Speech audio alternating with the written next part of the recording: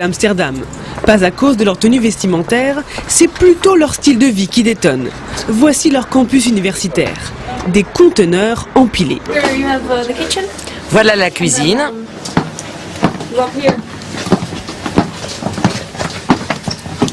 Ici, vous avez ma chambre à coucher et à l'extérieur, un balcon. Une boîte métallique en guise de chambre, a priori le concept est peu séduisant. Mais Yolande s'y sent comme chez elle. C'est un conteneur. Alors au début, on imagine les murs froids, sans chauffage ni eau courante. Vous vous dites comment je vais pouvoir habiter là. Mais c'est une vraie maison à l'intérieur. C'est le plus grand complexe résidentiel de la capitale. Plus de 1000 étudiants dans des studios avec balcon, une version chic de la vie en conteneur. Mais tous les campus ne sont pas aussi glamour. À 30 minutes de là, au nord de la capitale, sur le port d'Amsterdam, un autre campus, un peu moins haut de gamme, dans une ancienne zone industrielle.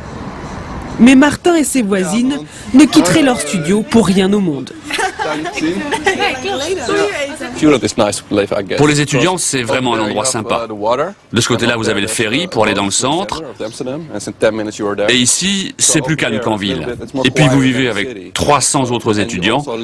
C'est pas cher et c'est plus intime. Pour 250 € par mois, 2 à 3 fois moins cher qu'en centre-ville, Martin a son propre studio.